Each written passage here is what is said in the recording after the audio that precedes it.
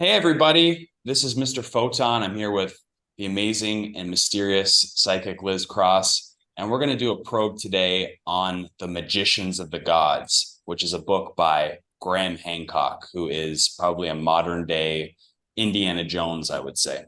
Oh my Hi, God. how you doing today, Liz? Yeah, that's so exciting. A modern day Indiana Jones. That's so cool. I think a lot of people have probably heard of him. Like he had a famous book called, oh my God, the Fingerprints of the Gods. And that was released, I believe, in the early 90s. And he talks about ancient civilizations in Egypt, and that we're basically, our civilization dates back to a previous civilization that's much older than we think. So we're going to go through the book. It's something that I read a few years ago, but it was always one of my favorite books. And it's like 700 or 800 pages. It's a massive book, but I encourage everybody to at least go look at his YouTube videos that he has out. So we're going to pull in a friend here to help us probe some of this information, confirm and deny stuff. And that's Sir Ranulph Fiennes. And he is a world famous explorer that circumnavigated the world, and he was also someone that also did a lot of good in the world. He raised millions for cancer as well. Hmm. Can you tell us a little bit about what the book is about? Is it fiction? Is it fact? Well, we're going to find out if some of it's fiction or non-fiction, but I'm going to pull up Graham Hancock there. Can you see him? Oh yes, yes I So, do. so the thesis of the book, it's called The Magicians of the Gods, is that number one, there is an ancient civilization that existed during the last ice age, which is 10,000 years ago, that had some sort of sophistication in their technology, at least to the degree that they could sail across the world and visit all these places that weren't discovered officially until, hundreds of years ago, never mind 10,000 years ago. And to give you some perspective, if you don't know, we all learned in school that the cradle of civilization is in ancient Mesopotamia, which is like 6,000 BC roughly, right? And that's where, out of nowhere, we have mathematics, architecture, sophisticated language, all the basic kind of sciences, agriculture, obviously, came out of that part of the world and then spread eventually until we get to our civilization today with high technology. That's kind of the narrative that we've been taught in school. However, Graham Hancock's work over the last 20 years or however 30 years, how long it's been, he's documented evidence from around the world that shows that there may be a sophisticated civilization that existed thousands and thousands and thousands of years before our recorded history tells us it should, when we were still hunter-gatherers in the Ice Age. So in this book, he shows different evidence, and we're going to go through that leading up to that fact. And that another big thesis of the book is that civilization was wiped out in a cataclysm at the end of the last Ice Age. And it kind of lines up with, the great deluge or the flood that you hear in the Bible. And also the other thing is that was caused, he believes, by a comet strike. We'll get into that. So those are the kind of main themes of the book that have always been fascinating topics to me. So the first piece of evidence that he brings up, and this, by the way, is a group of slides I put together from one of his presentations. He has many of them on YouTube. I encourage you to go check them out. They're fascinating. So the first thing we're going to talk about is something called the Piri-Reis map. Okay, and this map dates back to 1513. And what's interesting about it is that it shows things on the map that should not be there yet, because we hadn't discovered them yet, officially, according to history. We have a very accurate representation of Antarctica. We have accurate representations of the Caribbean, specifically with an underwater complex called Bimini Road, which is like an underwater city. And there's a lot of anomalies on there that just shouldn't be on that map. And what Graham Hancock says is that this map is not for is made up of information that comes from previous source maps from antiquity. So it's like people, build a map and then they take some information, they add to it, and on and on and on it goes. That's what cartographers study. So can you ask our friend that we brought in, the famous explorer, that can he tell us if this map was from has information on it from thousands of years before? Yes, it does. Okay. So how old is does this information go back to?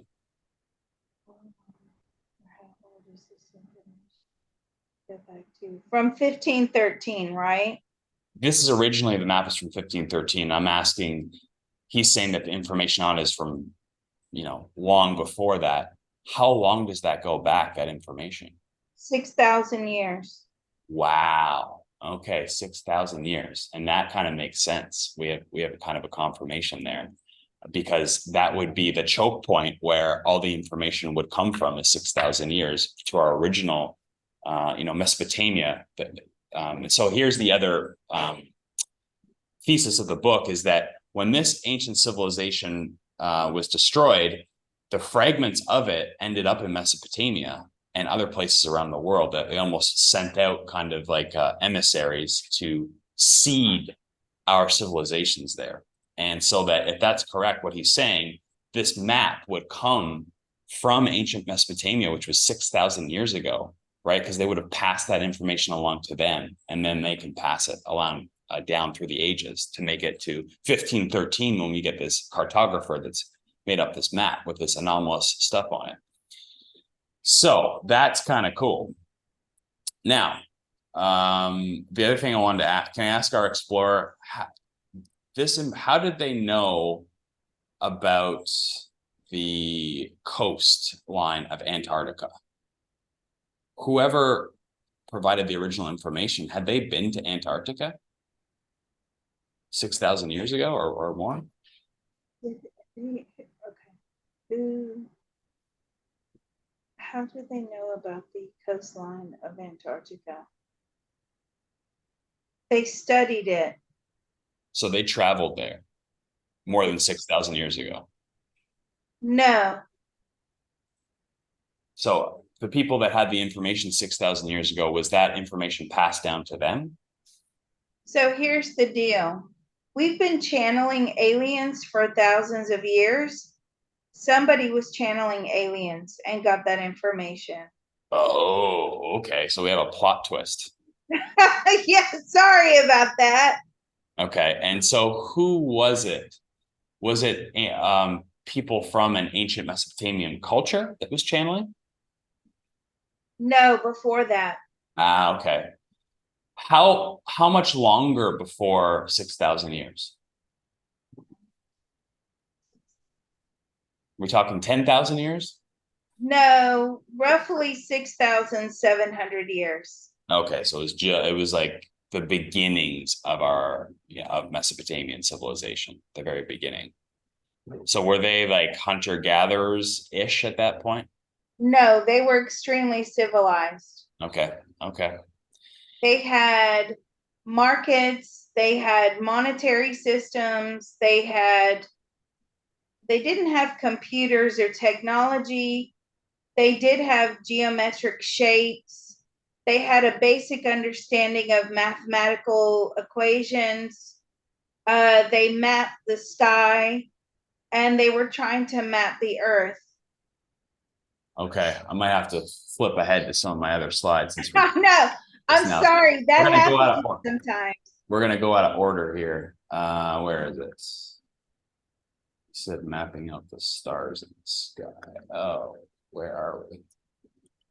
You threw me That off. happens sometimes. During these probes, you'll get an answer that is so unexpected. You have to sort of reorder everything. I'm so sorry. Rearrange it. There we go. That's the slide I'm looking for. So you said they were trying to map out the sky and the earth. And so this picture here is showing the constellations above, right, in the sky above the Giza Plateau, where the Great Pyramids are. Hmm. And the picture that's shown here is that they're aligned exactly to constellations in the heavens. So, for instance, the Nile River is aligned with the Milky Way, right? And Leo the lion is aligned with the Sphinx. And there's other ones that I don't actually remember. However, the other cool thing about this is that there's something called the precession of the equinoxes, which means that the constellations above us right now were at very different positions in our past, because the Earth orients itself very slightly over thousands of years. It changes in degrees. So if you go back 10,000 years, 25,000 years, there's a lot of correlations of that, everything kind of lines up with things that make sense. Like the Sphinx is lined up with Leo, and there's different like alignments at the Giza Plateau. So you were talking about them mapping out the skies and the Earth below. Okay, sorry, I've got to stop. I've just had some insight. The pyramids were built because the ancient people believed that that was a sort of fast track mechanism of sending your prayers energetically up to God. Now that we know that these ancient people were channeling aliens and not source itself, were the pyramids in fact given to the ancient people, the ancient Egyptians? Was that given to them from source? No, that was given to them from channeling aliens again. Okay, this is really new information. So now I have to ask this question. When we used to stand at the base of the pyramids many lifetimes ago, and we would pray at the base of those pyramids and send that energy up, was it going to source? Yes. So how come that energy was going to source and not the aliens? Because somehow source managed to win the war or win the battle for the pyramids. Wow. Okay. That is really, really good information for me, because so many times we have received that aliens had something to do with the pyramids, and now we know what they had to do with the pyramids, which is we're channeling information, right? And we back then and even today, if you're not really, if you're just pulling energy and you don't know where it's coming from, then you could get information from anywhere. And it looks like they were channeling those ideas, and the ultimate goal of the pyramids was that they would be able to steal our souls and take it over to the dark side. But because there wasn't the knowledge that this is what was actually going on, because they were lied to, because the people were being duped and thinking that this was Source that wanted them to build the pyramids, Source somehow won the rights to those pyramids. Mm. Well, it's because their intention, right? Their intention was to communicate with Source. Exactly.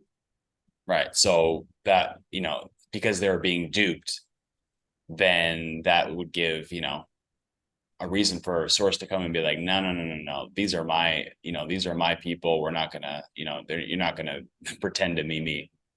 Exactly. So this is the common day problem, or the modern day problem. Yeah, with channeling, absolutely. people are believing all this hype about Palladians and aliens and all. Look, I'm not denying that they exist. I know they exist. I mean, I've said it before. When I channel aliens, my room, my workroom looks like something out of the scene of, what is it, Star Wars, you know, the bar or Yeah, the wherever. cantina. Yeah, right. Yeah. I mean, and they don't leave.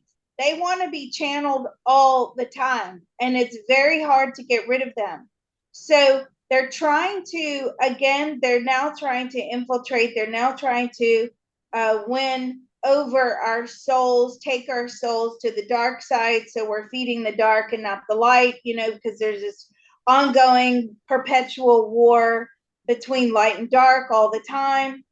If we are misled and if we do not have the intention to give our souls over to aliens, can our souls be stolen? And that is a no. Yeah, okay. Okay. That's good to know. Yeah, I really. used to be very interested in a lot of those topics. And at some point I realized like I could never get to the bottom of it. And there's just so much disinformation, not even coming from like the aliens were giving disinformation, but just from, you know, just the information just so wild and crazy, and who knows who's putting it out, if it's humans, if it's government, whatever. I was just like, it's not going to serve me any more purpose to really go to, I know what I know, and I'm just going to move on to other things. Yeah. So but I will say this, and I think you've mentioned this before, is that it can be a way for people to access spirituality. It's like a gateway drug, if you will, right? Because you get interested in all these esoteric things, and then, you know, it kind of leads you into, you know, being closer to source in a way. It can, if you're not too far gone. You know, everything is moderation, everything should be in balance.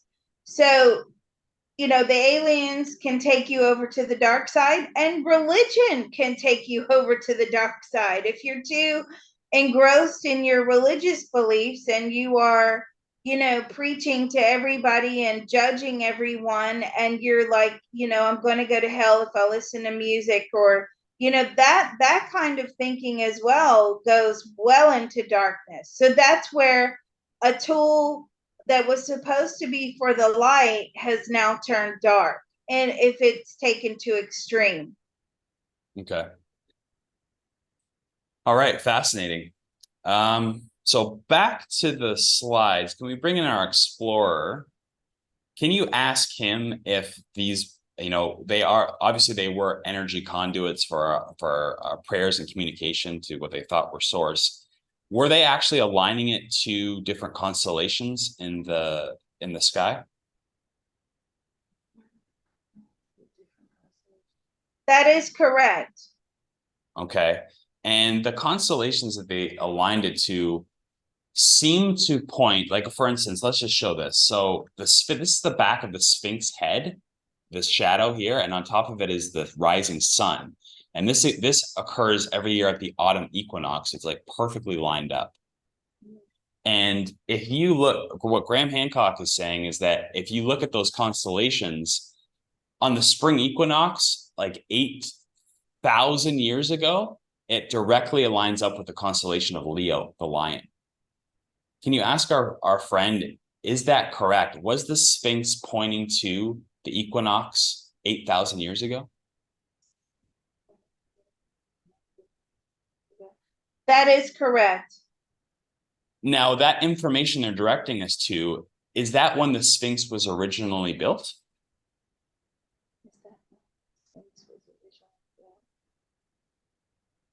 It was built before then. Oh, wow. So can you ask him what the significance of pointing to the 8,000 years ago equinox is?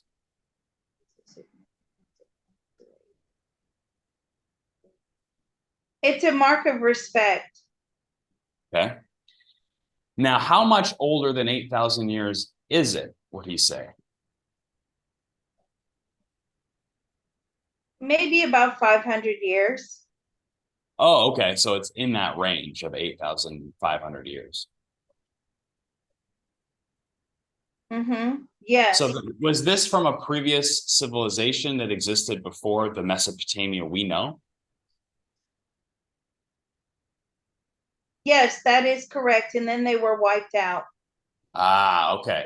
So so let's get into then how they were wiped out. So the theory that Graham Hancock has in the book, I got him jumping around. I had a nice order to my slides and now it's all messed up. Okay. Oh wait, no, actually I should show this one first. So the theory that Graham Hancock has is that we know from people, scientists that have studied this, that they believe that there was an ice sheet that covered North America and Northern Europe 10,000 years ago, and it was miles thick, right? And so the theory is that there was a comet strike that happened, or fragments of a comet entered our atmosphere and hit the glacier, direct hit, and then melted all this water very quickly. And that's what caused the big deluge. That's kind of the theory that's in the book. Can you ask our friend of the explorer, was there a comet strike that hit the ice sheet over North America to end the last ice age? It wasn't a comet strike. No, What was it? a meteor. Oh, it was a meteor. Okay. And so this created the great flood that is told to us in many different cultures, like the Bible.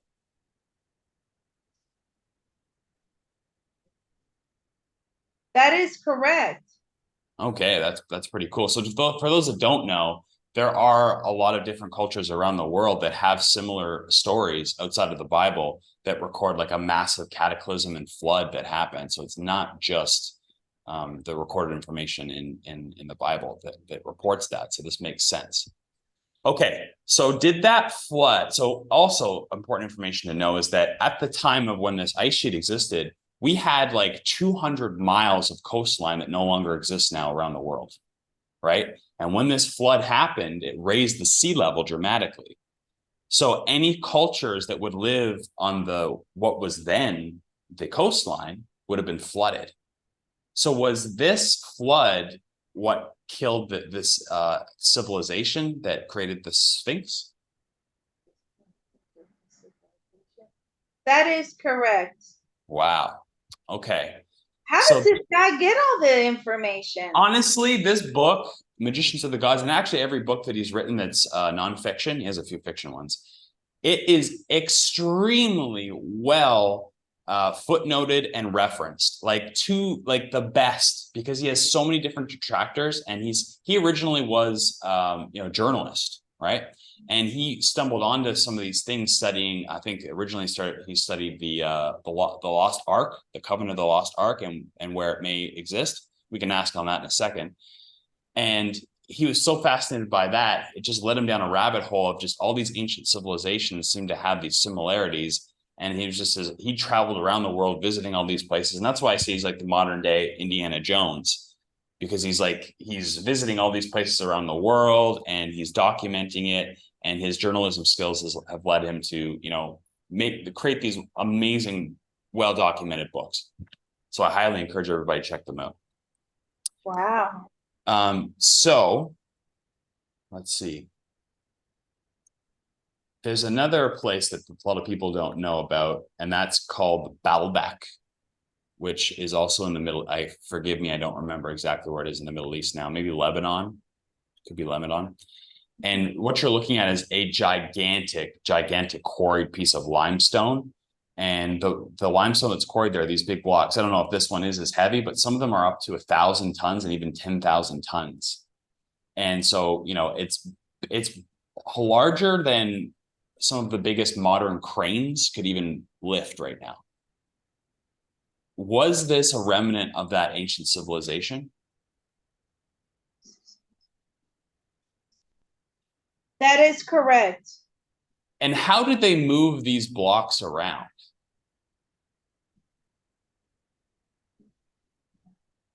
They had a lot of modern technology. They had electricity. Okay. And that's what actually I wanted to ask as well. Like when in the book, Graham only goes to the extent to say that they were a seafaring, in terms like they could travel to circumnavigate the pole, right? But how sophisticated was their technology beyond that? You say they have electricity.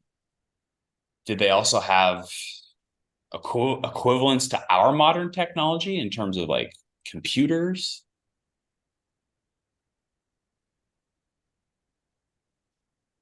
They didn't have computers, but they definitely had motorized equipment. Interesting. I've heard other theories as well that some of the, some of the things in Egypt and, here in Baalbek, they used a sort of sound technology. Did they use the sound technology? Yes, they did. And that's how they kind of were able to quarry things and cut things with laser like precision.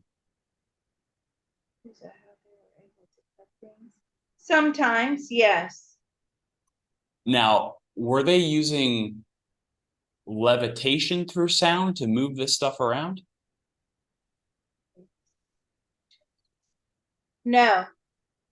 What were they using to lift this stuff? Mechanical devices? Yes, mechanical devices, machinery. Now that's quite sophisticated because as far as I know, I'm not an expert in this, but the cranes that we have today, they're only built to lift, maybe like hundreds of like 500 tons, maybe 1,000, maybe just pushing 1,000 tons. And these blocks were bigger than that. So their mechanical devices to lift it, were they like cranes? Similar to cranes, yes. Okay, interesting. Okay. They used a lot of weighting systems as well. So, like, balancing and using weight systems to put weights on one end. Right. So it still wasn't like, gasoline powered cranes. It was more like, a sophisticated way to balance things. Did they use gasoline powered things? No, but they did have motorized things through And electricity. And they harnessed a lot of electricity from the sun. oh, from the sun. That's what was my next question. I was thinking it might Mr. come. Photon. Yes, right. Coincidences abound, right? So were they using to harness it from the sun? Were they using equivalents to our like photovoltaic kind of panels, or was it like an organic thing? Solar panel. No, it's not solar panels. They had a much more effective system than we do now. Was it like organic based? Organic base. Yes. Interesting. So they were more copying like photosynthesis from plants. Yes, absolutely. That's what they just showed me. And They, so go ahead. they would take the photosynthesis from leaves and they would manufacture it into electricity. And so they would like grow something organically, say, like in a garden, and then that would be used as like a battery. Not exactly. They literally took the photosynthesis from the leaves themselves. So they would have piles and piles and piles of leaves, and they knew how to harness the photosynthesis out of the leaves. Wow. So they would be able to extract the electricity from the organic material they were piling up. Yes. How did they store the electricity? They stored it in like barrels, Barrels. like large barrels. Now, don't forget, we don't have they didn't have the population that we have today. So they didn't need as much, but it was still very diverse and very populated. Um, they stored them in some sort of containers, but it was also reusable. Right, because it's a battery. And was it made of like a material, like a mineral material? Yes, it was. What mineral can you pull what kind of mineral it was? Salt. Salt. Was it basalt? Bath salt? No. Oh, it was salt. It was like salt, like tables, but not like sea salt. Sea salt. Interesting, right? Well, we all know, like, in your body, it's electrolytes, right? Oh, I didn't even think about that. Oh my Yeah. God. Yeah. So Okay. if you don't have enough sodium in your body, I mean, the electrical parts of your body can't function correctly, right? I didn't even think about that. And Oh my so their technology, it was more working with nature. Yes, absolutely. copying how nature does things. There was very little pollution. Right. And so, my opinion, this is just my opinion, is that, every modern technology that we've created, there's nothing new under the sun. It all kind of comes back from nature. But the problem is that we want to subjugate nature, right, and be better than nature. Whereas this civilization their technology was working with nature. Absolutely. They had zero waste products. Very interesting. Okay. What was their transportation like? Was it mechanical? No, it was solar. Oh, okay. Yeah, well, that makes sense. So they had something on four wheels that was solar. Did they have wheels? Yes, they did have wheels. Did they have anything that could be airborne? No. Okay. All right. And then obviously they had, they would traverse in ships as well. Did they have ships that could reach the other, continents? Yes, they did. Okay. They had a lot of ships, more modern than our ships today. Okay. How so? How are they more modern? Because they were energy efficient. Everything was solar. Now, this brings about a new question for me. Why is it that if this technology is readily available and we get all of our insights, innovations from source, usually, why is it we now are using technology that is destroying the planet? And this is a evolutionary process.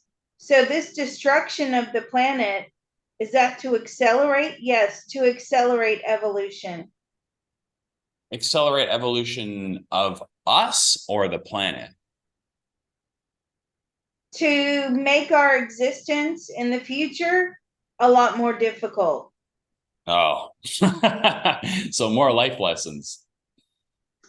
You know what? Everybody thinks we're moving into an age of where there's going to be joy and love and peace. I'm finding the more that I probe that, that is a big lie. We are moving into a time period where things are going to be exceptionally difficult. We're going to have problems with air. We now have plastic in all of our water. We're going to have problems with species dying out. We're going to have a lack of food resources. It's almost as if we're going in reverse. Whereas before, we would have to source the food ourselves by growing and all of that.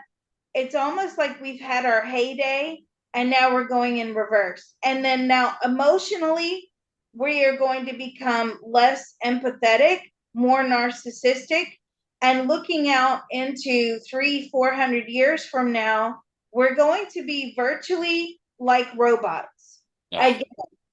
Again, we're going to disconnect. See, when you disconnect from emotions like shame, empathy, guilt, what happens is you become soulless. Have you ever seen somebody's eyes and they look like bottomless pits? Well, that's because they're completely detached from their soul and their emotions. And as we're looking out for 500 years, however long this was, when I did somebody wanted to know this on a personal reading.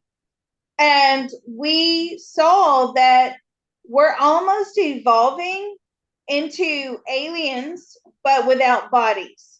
Yeah.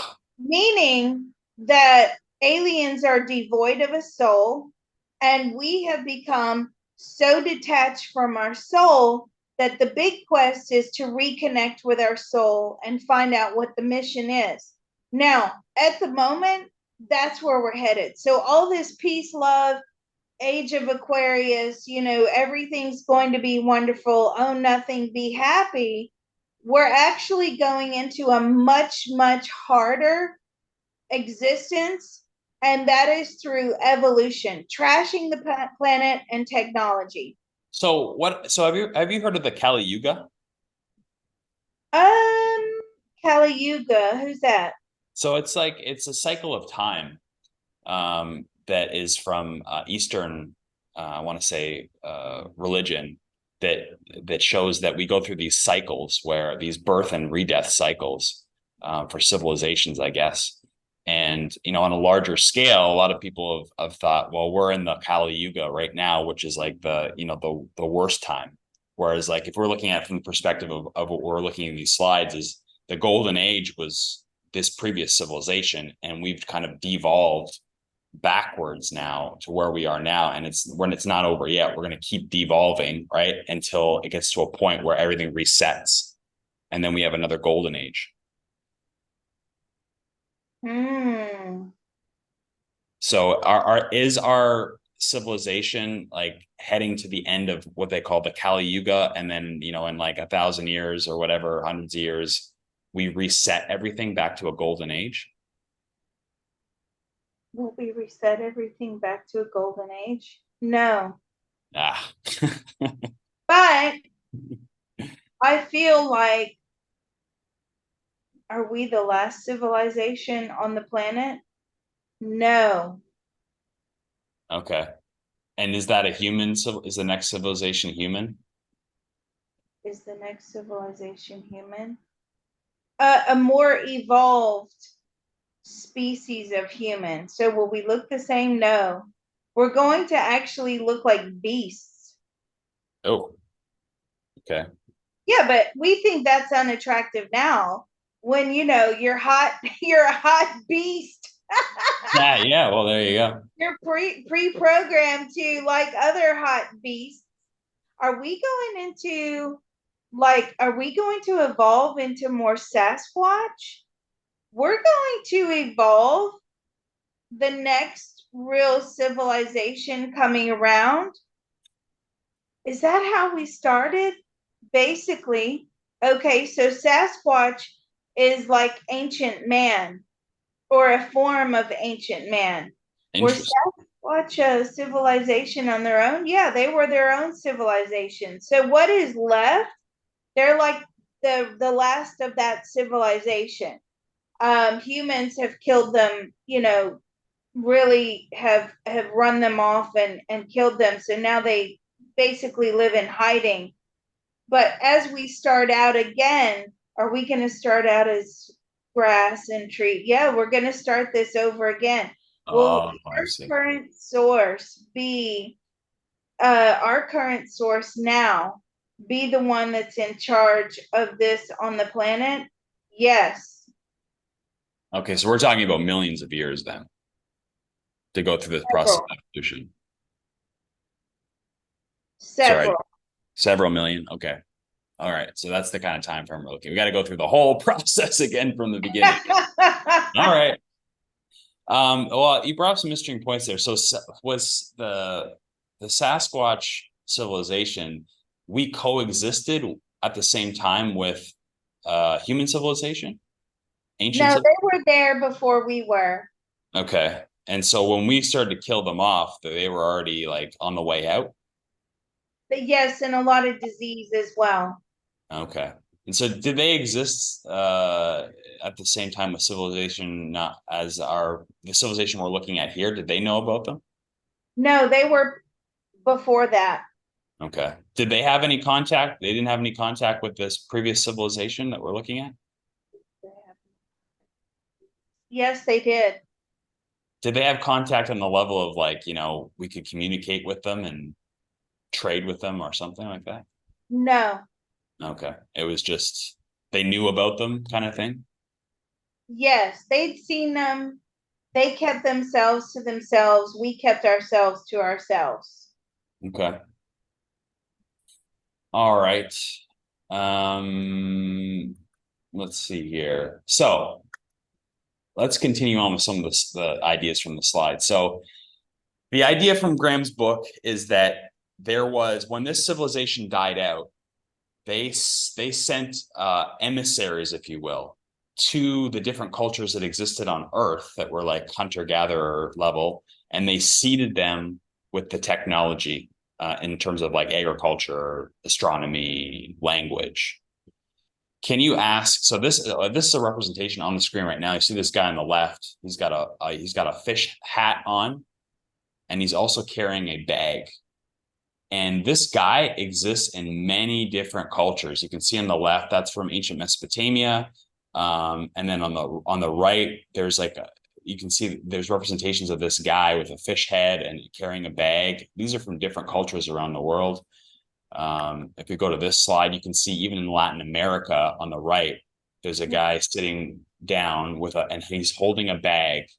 You can kind of see that it's the same bag that this fish guy is holding on the left. These are all from different cultures. Hmm. Was this a representation of somebody from the previous civilization visiting these ancient cultures?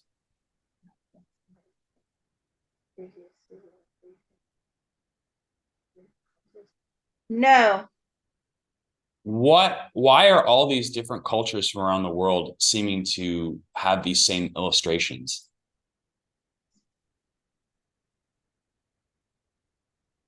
these are alien visitations. Wow. Okay, so what is the significance of the fish head motif that appears? It's to symbolize power, that these are more powerful beings than humans. And what about the bag that they're all carrying? They're bearing gifts. Interesting. What sort of gifts would they be bearing? Energetic gifts, enlightenment, connectivity to source. So again, we see this same theme being played out thousands and thousands of years ago, even up to now, where aliens are trying to infiltrate our consciousness.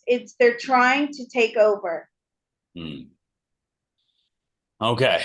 Well, so to my previous question, were our previous civilizations, like I'm talking about Mesopotamia, the civilizations that existed in Latin America, right? The Aztecs, Mayans, were they visited by the previous civilization that got destroyed? No. Okay, so where did they get their what were the seeds for their civilization in terms of like agriculture? Did they come to it on their own? No, no, they got a lot of insight from channeling. A lot of this information is channeling. Okay, so that's what I'm looking for is like what there's so many similarities between civilizations that didn't have supposedly any contact between them. So they were all channeling from the same source. Entity, yes. They weren't channeling source direct. What was the entity they were all channeling? They didn't actually know. Just different thought forms, different energies. So Um, it was a consciousness that was manifesting itself directly to all these different cultures with intent. consciousnesses. That's a nice way to sum it up. Yes. And so, okay. So then the ancient alien theories are somewhat correct. It's not a physical thing. It's an Right. energetic psychic thing. Right. Yeah, because that was how we communicated. We didn't have a clue what was going on back then. We had no organized religion telling us from a Bible or from a Torah or from the Quran or wherever, right? How to live and all of that. We had to channel this information ourselves. And, you know, psychic mediumship has come a long way. Even in the past 30 years, it has developed much more than what it's ever been. So you're just getting visions, you're just getting, like back in the day, visions, and you're drawing things out. And a lot of that stuff was very useful. But again, a lot of that channeling, that consciousness or that entity or that energy, it all had a hidden agenda. Right. So they were trying to steal our souls, unfortunately. Right. How successful were they at that agenda in those ancient civilizations? They're not very successful. No. What was it the catalyst to have some of the religions to be born out of that we have now? Modern day religions? Modern day religions were brought about to counteract this sort of stab in the dark channeling. So yeah, that's where I was kind of going with this. So, I mean, in the West, we have Christianity, and then its previous, from the Jewish and Islamic religion. So that was kind of a response, or the what am I trying to say? The seeds of those religions, and I can't think of the name. Forgive me. That they all stem from the same source there, right? So that seed was in response to the channeling from this consciousness. Yes, because humans were, flying blind, basically. They were really struggling to make sense of their world. And they were, they had their mystics and their healers and their channelers. And their channelers were gold, like gold, right? But they didn't know what they were channeling. They were just getting information. Listen, you see this all the time, even on YouTube now. Okay. I think personally, remote viewing has added such a pinpointed approach to this stuff if you know how to use it and combined with remote viewing, so you can hit the target better. But back then they didn't know where the information was coming from. They had no idea. Right. So they were vulnerable to a mischievous or malevolent force to come in to pretend that they're You know, coming. yes. And something you said earlier. So you're Canadian, right? Yes. There's a highway in Canada. Forgive me if I'm not getting the name right, which is the Highway of Tears. Right. I've been dying to put this information out for months, so I think this is now the most appropriate time. Ancient ancestors of the native people, because it's basically a lot of natives, Canadians, well, they're natives that went missing on this highway. Thousands of people have gone missing, women, children, LGBTQ. You're familiar with that, right? I've heard of this. Yes. The Highway of Tears. Thousands of people. And every time that this has been investigated, particularly upon amongst prominent Indigenous communities in Canada, they always hit a brick wall, which is like some sort of black magic thing, right? And it scares them. It's dark. Well, because I don't leave stuff alone, I sort of probed around that target, and I found out that some ancient shaman ancestor made a deal with the dark. He was channeling, he was wanting to be the most powerful shaman, egotistical, most powerful being there was at this time. This is going back a long time ago, and sort of made this pact with the dark. And the dark says, well, yeah, we can do this, but we're going to take the souls of your ancestors as payment for what we're going to do for you. And the shaman or indigenous tribe leader at that time was, indifferent to that, didn't really care. Fast forward to recent times where all of these thousands of people have gone missing. Now, in modern day terms, they've been prostituted, they've been trafficked, they've been, taken to undisclosed locations. They're missing. But behind that, the root cause of all of that criminal activity behavior is because their way back ancestor made a deal with the dark. So So people how have to does be careful of that. how does that work in terms of like how does he have the power to affect generations that have not been born yet in terms of like the soul contract? Like, is that how is that? Because, yeah, that's a good question, because they're his ancestors. So like his reincarnation, what would you call it? Family is like kind of doomed. So he's part of that reincarnation cycle.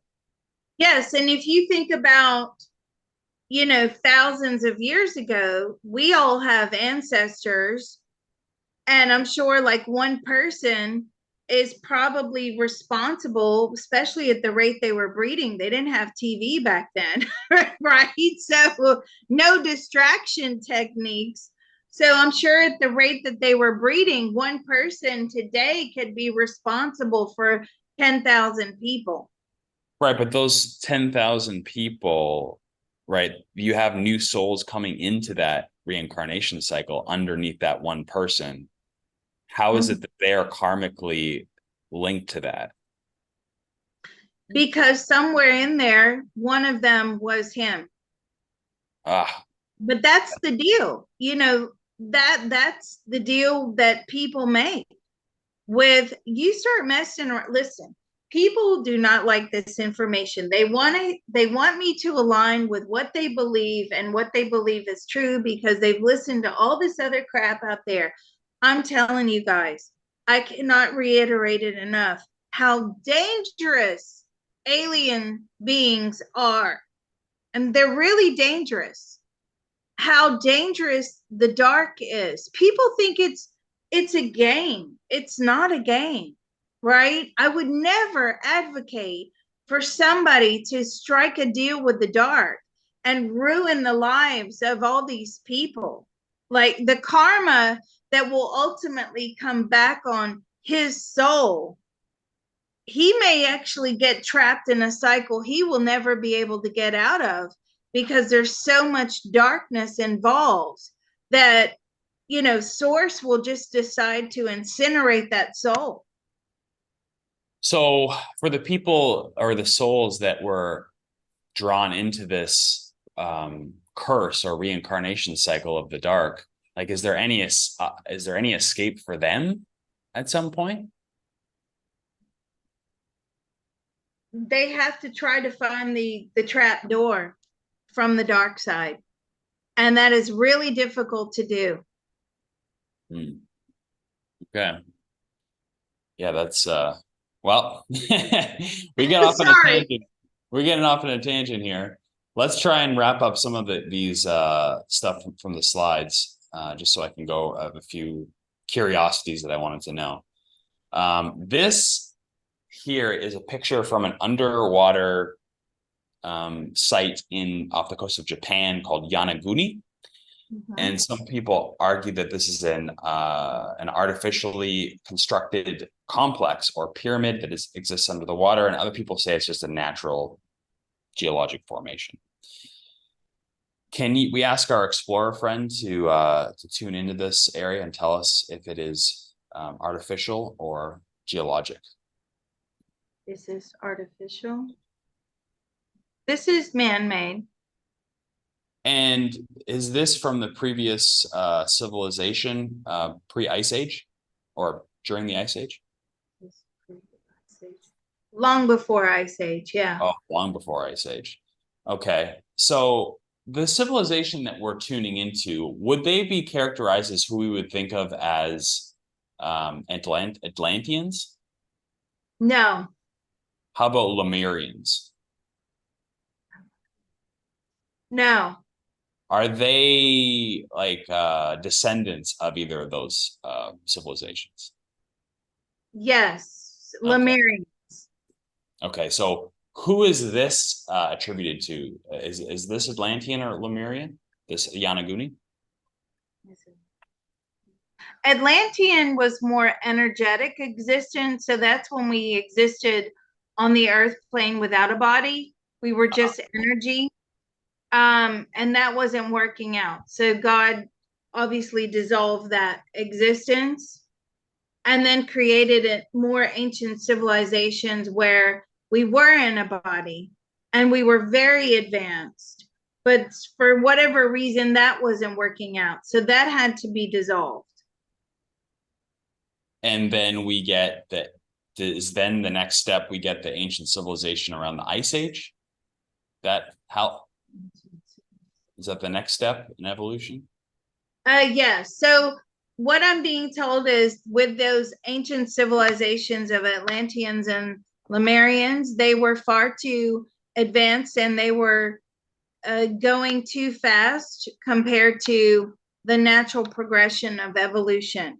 So that was a mistake and God had to dissolve it. Okay. And so back to Yanaguni, where does this fit on the timeline? This is, you said it was pre-Ice Age. Yeah, it's way back. And what was the purpose of it? Well, this has been flooded. This was a city.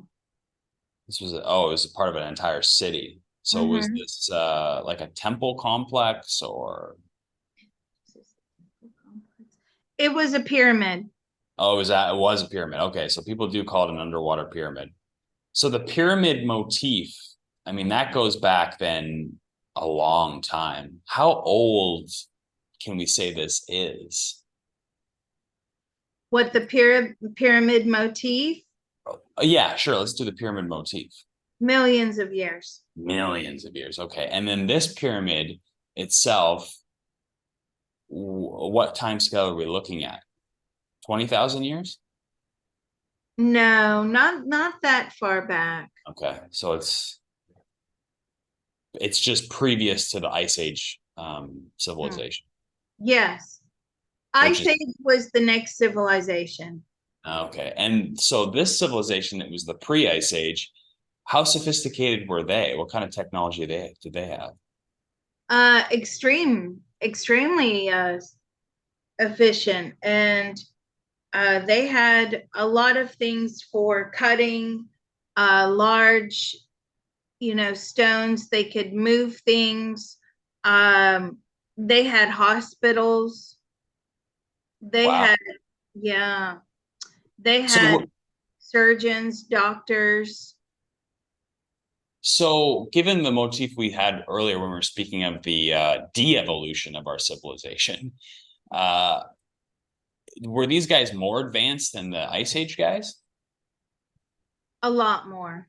Wow. So this is what we're finding out here. It's like we started. I guess we all think like in the narrative is that we started off low and we're getting high, but it's the other way around. We started off real high and we're getting low. Yeah, I mean, we just like keep, you know, ultimately we all have to remember there's a war between light and dark, right? That's the basis of all existence. If it wasn't for the war, we wouldn't be here, right? Because but unbeknownst to us, we are in the war. Our actions, our enlightenment, our processing, that all matters. That's how we're fighting the war. And for whatever reason, God decided this was not working out. So destroy and start again. And Interesting. really, starting again was giving us less access to our brain capacity compared to those ancient civilizations, is what I'm getting. We had a lot more access to brain capacity. Therefore, we were able to manifest things easily. Anybody that's on the Patreon, we've been doing this whole manifestation probe and looking into why manifesting is so difficult. And there's a few key areas. One of those is reduced brain capacity. So that's what God did to us. Like he had to recreate another civilization that was extremely primitive, not being able to move as fast as we once did. Were those souls that were destroyed in those ancient civilizations, do they exist on the earth plane today? Yes, they do. Wow. Yeah, that was one of the questions that I did have. I kind of got off I'm not even looking at my questions anymore. I was going to ask if there was like a bloodline back from these ancient civilizations, like a physical bloodline. There's not a physical bloodline, but there's certainly programming in our DNA that we carry with us. So, but it's very minimal at this point, almost inaccessible. Okay. So you were speaking about how things start over, like we had to start over again. So was there like a cataclysm that came in to like reset things, like a asteroid strike, or so like God sent a meteor or whatever to like reset things? Yeah. And we will be reset again. Ultimately, we will So, end up being reset again, but it's a long ways out. oh, okay, And yeah. our existence becoming more difficult means that we're going to have to fight harder. In the CTT group over the weekend, we got the information that all the events on the timeline are predetermined, but what the free will actually is, okay? Everybody listen up, because they all think they have free will and they don't. But this is the element of free will that we do have. It's to process those emotions, to process those traumatic events. When we process those events, source gets we become enlightened, we expand our consciousness, and then what happens is there's an energetic like bump to source, right? And source needs that energetic hit. If source doesn't have that energetic hit, it will go dark and the war is lost. So you can imagine and you can see now why things are going to get a lot more difficult if we are completely or almost completely detached from our emotions. It's going to become harder and harder to process them. But if we can process those emotions, the hit of enlightenment, the energetic bump that we're sending back to source, is going to become far more powerful than it ever was. So the trick is, how do we pass on to the future generations that this processing, this enlightenment is absolutely essential for our survival on the earth plane? And if we're not of any use on a soul level to the survival of source and powering source, we will then no longer need to be on the earth plane. Our souls are irrelevant, right? And that's the hard part that everybody has to understand. Source needs us, and we are part of source, and we are fighting this battle. If there's no need to, if source doesn't need that anymore, or say the war is won. Somebody asked me the other day, what do you mean we get reabsorbed back into source? Well, that's where we go. That's where we came from. That's where we go. What happens? We no longer have individual souls. We no longer have individual personalities. We are just is. All of that stuff that we play out here on the earth plane, all of that soul ascension that we strive for, that's gone. That's like a distant memory. So we lose our identity with that. So our identity here and the things that we have, they're mechanisms for us to, overcome, to give energy to source. So as the difficulty level of I don't want to call it a game, but I have to characterize it as a thing. As it increases, therefore the energy released is greater. So you asked, like, so as the difficulty increases, like in the future, is there things that are also increased to remind us of the game? For instance, like an example would be like, religions, like for instance, in the East, or, like Buddhism or, something like that, where you could say that Buddhism is really getting you to look inwards and investigate, being still, being mindful. That's kind of a way to give energy back to source, because I think you would be kind of playing into that game. Is there like things that happen in the future that increase as well to bring our awareness, right? So as the difficulty increases in terms of, all this adversity, do we also have like wake up mechanisms or systems that are also put in on the other side? I think that we'll probably have a different form of religion. A religion will be evolving into more spiritual existence. And so those are the mechanisms that are going to try to save us, because that's what we'll align with more.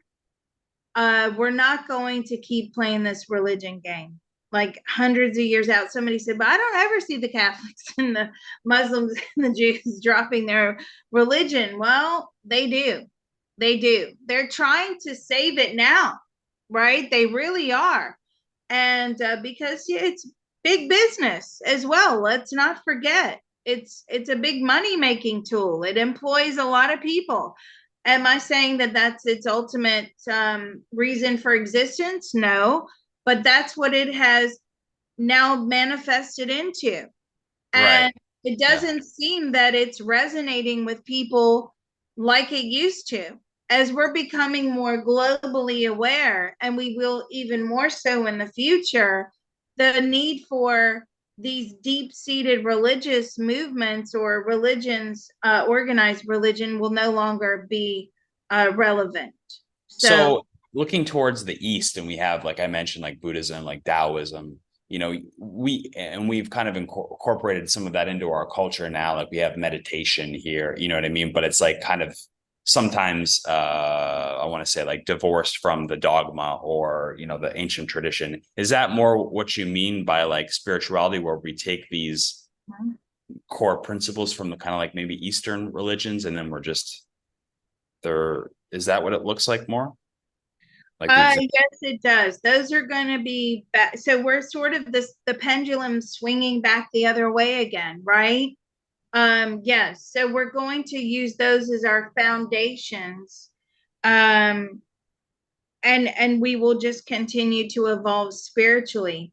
It's almost like we're going back to the time of ancient man, where what is this? We have no idea. So now we're just going to start channeling and relying upon that information again.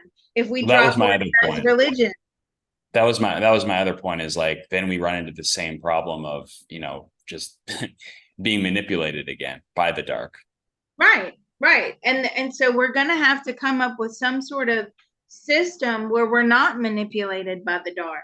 I mean, people are so easily led these days, right? They really are. They're it's just without going down that rabbit hole, because unfortunately I have a reading, so I have to go. But we'll have to continue this discussion next week. But this was certainly extremely informative, and it helps us understand the motives behind the destruction of those ancient civilizations, that they did exist.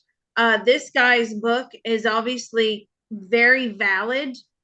Can you just, yeah, his book, yeah. Yeah, so it's called The Magicians of the Gods for anybody that wants to look that up. And even if you don't want to read the huge book, it is a big book. He has many different presentations on YouTube where he goes over the main thesis of the book. So that's, like you can spend an hour instead of reading, a 700 or 800 page book. Yeah. That's not your thing. Excellent. Well, I say we revisit this topic again next week, because I'm sure you have a lot more questions lined up. I can see from your slides. And maybe this has brought about a whole new set of questions. Absolutely. Yeah. And I just, again, have to thank you for everything you do for all of us out here listening. Again, guys, his tip jar is located down below in the comments. Please, please, please show your appreciation. We are not monetized on this channel, okay? I'm sorry. I wish I was, but I'm not. Why, Liz? Because YouTube has a problem with psychics and mediums and all of these woo woo subjects. They don't like it, right? It's not information that they like to control. They don't even know what to do with it. They will probably find a way to control it at one point and then they'll shut me down. Hey, not the first time. But anyway, please be generous. $5, buy Mr. Photon a coffee. This was an excellent presentation. And I just want to thank you so much on behalf of all the listeners out there. I'm sure they're extremely appreciative. Thank you so much, Liz. It's an Oh, honor. well, thank you. Well, no, the honor and the pleasure and the privilege is ours. So thank you.